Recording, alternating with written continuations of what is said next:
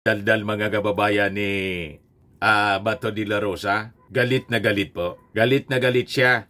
Lahat ng mga kakampi po ni Sara Duterte, galit na galit sa ayuda. Bakit kayo galit sa ayuda?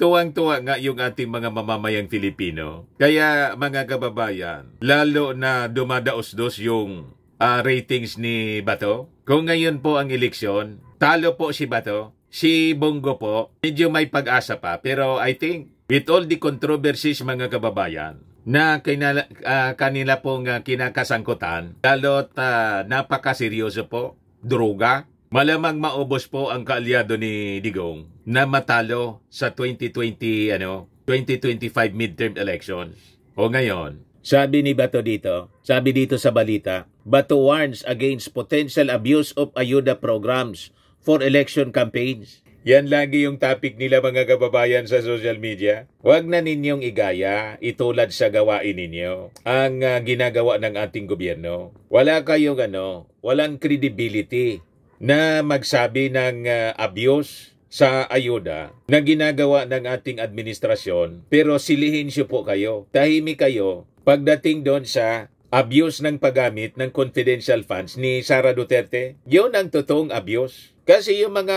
beneficiaries po, chichirya. Mga multo, mga kababayan.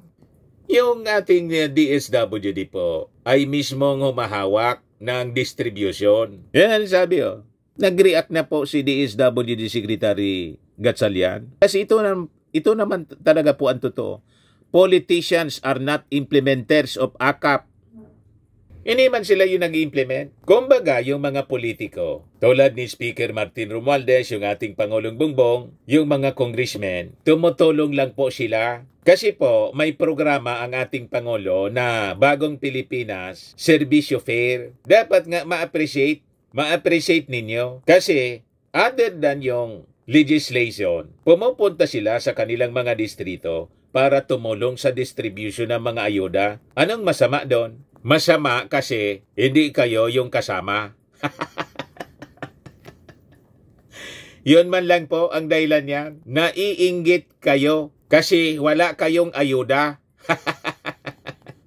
Hindi nagawa ng inyong administrasyon nung panahon ni Digong. Walang ganyan. Hindi ninyo naisip.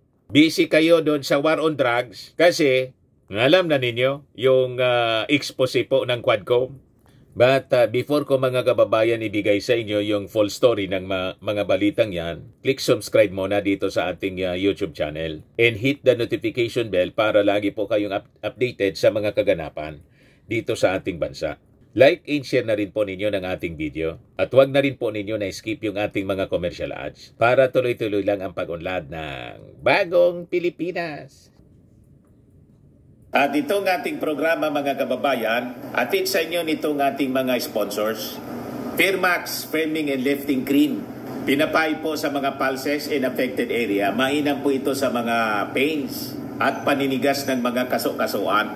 Ito sa mukha naman yung application, anti-aging, Automax po siya. Ito ay Glow Zero mga kababayan. Whitening po siya. Made in South Korea. Ito naman po, Ningxia Red Mix Fruit Drink. Gawa po siya sa goji berry. May anti-cancer properties po siya. At sa mga nagana po ng malinis and spacious fitness gym, pumunta lang po kayo sa aming Colossal Fitness Gym.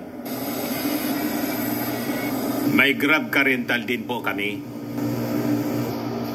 At bills payment po sa aming office. At saka sa mga mahilig po sa mga imported bags, manood po kayo sa live selling ni Madam Aileen Rosales sa kanyang Aileen Closet po. Pati mga shoes, ito yung kanya po. Ito yung kanyang page. Kita ninyo, napakagandang mga online selling po siya. Si Madam Aileen Rosales. Cellphone number niya po, 773-798-7816. Balikan natin mga kababayan yung panggagalaiti ng mga senador ni Digong. Nandadamay pa kayo sa gawain ninyo. Gawain nito ni Sara Duterte, yung pag-abuso sa pondo ng gobyerno, never ng administrasyon. Bakit po? Fully documented po, transparent. mismong sa publiko ginagawa. At yung mga beneficiaries, personal na kinukubra nila po, pinipirmahan sa harap ng napakaraming tao yung pera na binibigay po sa kanila bilang ayuda. Walang pasikrito po tulad ng ginawa ni Sara Duterte sa kanyang confidential funds na matapos na kubrahin sa Land Bank, ibinigay doon sa kanyang chief security na si Colonel La Chica. You see, yun ang nadiskubre mga kababayan sa investigasyon ng Committee on Public Accountability and Good Governance. Anomalous. Dito po, total transparency. Ibigay ko sa inyo ang sabi dito ni Bato. Sabi niya, sabi dito, De La Rosa expressed concern that the government's ayuda programs could be exploited for political gain, particularly in the lead-up to the 2025 elections. Ayon, kaya pala nag-iingay po kayo kasi nagsiselos kayo na magagamit sa sa 2025 elections. Dati na itong ginagawa ng ating Pangulong Bongbong. Kumbaga sumasama yung mga kandidato sa pagkasenador at pagka-congressman, karapatan nila yon. Yan kasi inaway-away ninyo. Yung administrasyon, di man kayo inaaway. Di sana kung kasama kayo sa unit team, di kasama sana kayo sa Bagong Pilipinas Servicio Fair. Pinili ninyo ang ganyang buhay, pagkatapos nagagalit kayo. Ang importante doon, yung ayuda na karating sa intended beneficiaries. Hindi mga multo, hindi mga chichirya. Tama po? Ang eleksyon naman po, ang mga botante, alam naman nila kung sino yung iboboto. Siyempre, ang iboboto nila yung nagbigay ng ayuda. Alangan man, iboto mo yung walang pakinabang. Pupunta lang sa kanila pag panahon ng eleksyon. Pag walang eleksyon po, hindi mo makita. Nandun sa kung saan-saan. At panahon pa ng disaster, nandun sa Germany. O diba? Kung sino yung pinapakinabangan nila. Kasi yun naman talaga ang dapat. Ang mga leaders natin dapat nagsiservisyo po. Ayaw man ninyong magserbisyo, perwisyo yung ginagawa ninyo sa ating bansa. Panggugulo. Pagkatapos, hihingi kayo ng aming suporta para i-renew yung inyong kontrata? Never. You are fired. Ba't kami kukuha ng leader namin na sisweldohan from the taxes of the Filipino people na wala mang pakinabang yung mga tao? Yung mga leaders na nagtatrabaho, ikinakagalit ninyo. Yung ginagawang ayuda, binabatikos ninyo. Siyempre, magagalit yung ating mga botante. Sabi rito po, in a Facebook post, De La Rosa criticized the proposed 2025 national budget, highlighting the prioritization of ayuda programs, especially the Ayuda sa Kapos ang Kita program, AKAP, and the Assistance to Individuals in Crisis Situation or AICS over crucial healthcare funding for Filipinos. Sabi niya po, 0 for PhilHealth, but 76 billion for AKAP and AICS. Kasi sa PhilHealth, hindi ka magkakautang loob sa politiko, pero sa AKAP at AICS, magpapasalamat ka sa politiko. Very useful ito this coming elections, sabi ni De La Rosa, referring to the proposed budget's allocation, which he claims is strategically advantageous for politicians seeking voter favor. Anong paki mo doon? Kung magpasalamat yung mga botante, may rason man na magpasalamat yung publiko. At saka, yung pondo ng PhilHealth, may 600 billion pa pala, sabi ni Senator Grace po. Hindi nga nila ginagamit, pagkatapos bibigyan ng subsidy. Ano yan? Para yung confidential funds, mga kababayan, na una nang ibinigay kay Sara, pagkatapos nagkinabang, chichiriya, mga multo. O diba? Tama yung posisyon ni Senator Grace po. Sabi niya, gamitin muna ninyo, anya. Iyang nakabangko lang. May reserve fund kayo na 600 billion. Pagkatapos, di niyo ginagamit. Anong rason na hihingi kayo ng pondo galing sa gobyerno? Na yung pondo ninyo, billion, 600 billion, di man ninyo ginagamit? Tama.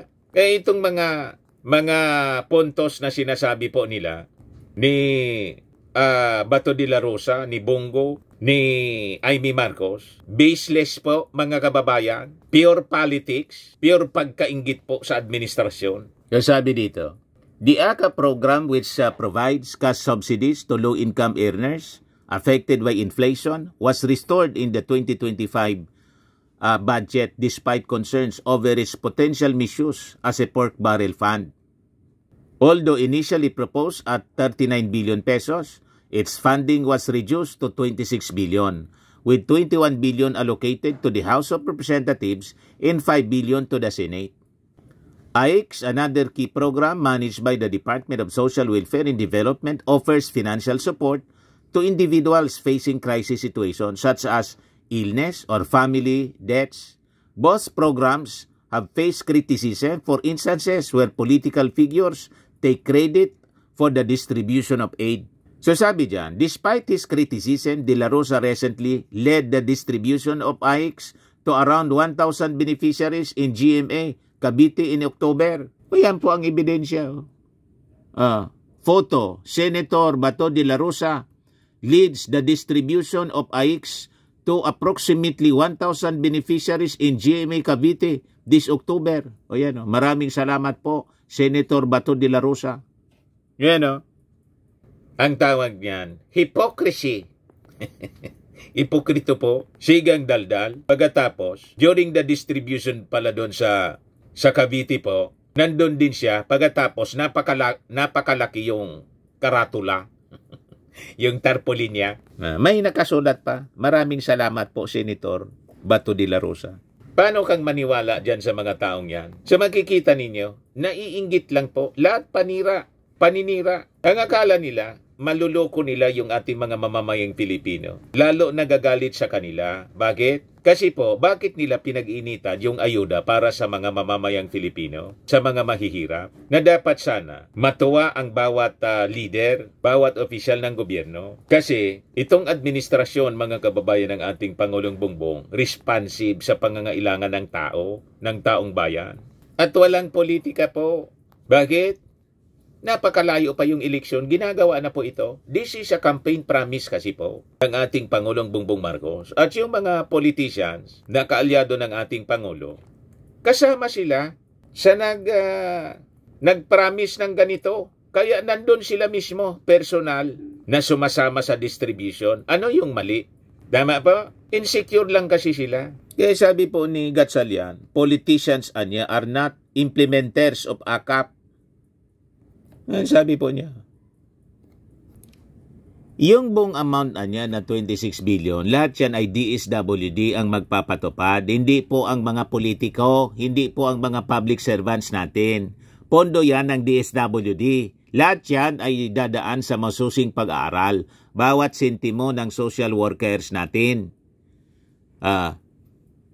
Yan ang sabi ni Gatchalian sa interview ng teleradyo. Gatchalian further explained that the potential beneficiaries niya ng ACAP are assessed individually ng mga DSWD workers before any cash aid is provided. Tulad ng ipinaliwanag ko kanina, everything goes to the social workers case intake. Iniisa-isa nila yan. Ang ACAP niya ay ibinibigay kapag may pangangailangan, hindi yung katulad ng 4Ps na regular na natatanggap dahil kailangan ka naming iahon sa kahirapan. Ang 4Ps niya ay para sa mga no income. Ang beneficiaries natin sa 4Ps ay ang poorest of the poor. Pangalawa, ang 4Ps ay recurring, buwan-buwan at may kondisyon.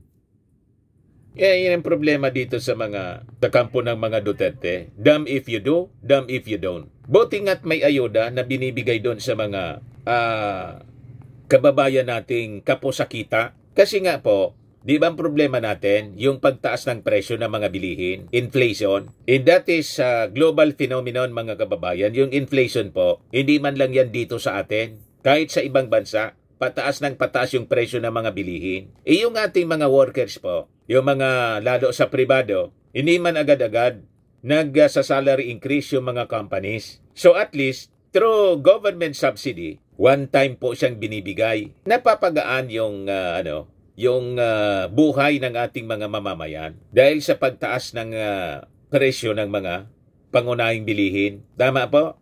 Galit yung mga critics ng ating Pangulong Bongbong. Imbes na i-appreciate ninyo kasi napakagandang programa po ito. Hindi man lang tayo po na bansa ang gumagawa nito. Other countries, ginagawa din ito, mga kababayan, yung government subsidy. May mga bansa na pag wala pang trabaho, nakagraduate, wala pang trabaho, sinusupport ng gobyerno until na makatrabaho siya. At yung mga baba yung sweldo, may subsidy. Pattern lang ito sa ibang bansa, mga kababayan. Yung ginagawa natin, minamasama nila. Bakit po? Naiinggit sila. Ayaw nila kasi po magtagumpay ang ating Pangulong Bongbong Marcos para may issue sila, mga kababayan, sa politika. At sila ang gustong to-make over po. Tama po, mga kababayan? Kaya itong mga taong ito, lahat ito, mga kababayan, wag na nating iboto sa 2025 at 2028 elections. Masasama ang mga ugali kasi nila po. Gusto nila po, sila lang ang maganda ang buhay. Sa mga naghanap ng malinis and spacious fitness gym, pumunta lang po kayo sa aming Colossal Fitness Gym. We also offer Grab Car Rental with our brand new 2023 model ng Toyota Innova. We also accept booking for those who are planning to travel via PAL, Cebu Pacific, and other airline companies, local and international, and bills payment for Meralco Bills, PLDT, Aleco Bills, etc. Ang Colossal Fitness Gym is located at 3rd floor Security Bank Building, Landco Business Park, Legazpi City, Albay. For inquiries, look for Chilon Maravillas. Contact number 0966-802-0949. Yan yung aming Innova. Lagi na pong matao sa amin. Pati mga foreigners po, tingnan ninyo. Mga British tourists sila. Ang lalaki ng katawan na, mga kababayan, nag-gym sa amin. Ito naman po, Indian National. Ito mga mga European sila. Ito naman yung bago naming product na binibenta online, Eye Glow Serum. Whitening po siya galing sa South Korea. Tingnan ninyo yung epekto sa aking anak na architect entrepreneur, Riz Maravillas. For inquiries, look for Riz Maravillas on FB. Ito naman po, Firmax Framing and Lifting Cream. Pinapahid po ito sa mga pulses and affected area. Mainam po ito sa mga pains at paninigas na mga kaso-kasuan. Ito po, Automax Radiant Serum. Sa mukha naman yung application. Anti-aging po siya. You will look 10 years younger than your age. Sa mga cancer patients naman po, baka lang gusto ninyo itong itry. Nengxia Red Mix Fruit Drink. Hindi man po siya gamot, food supplement siya. Kaya lang, gawa siya mga kababayan sa goji berry. Yung goji berry may anti-cancer properties. Yung mga inquiries ninyo, dumiretso na lang kayo sa aming messenger sa Facebook para masagot namin agad. Ayos po. Ako po si Dante Maravillas. Bye-bye. God bless.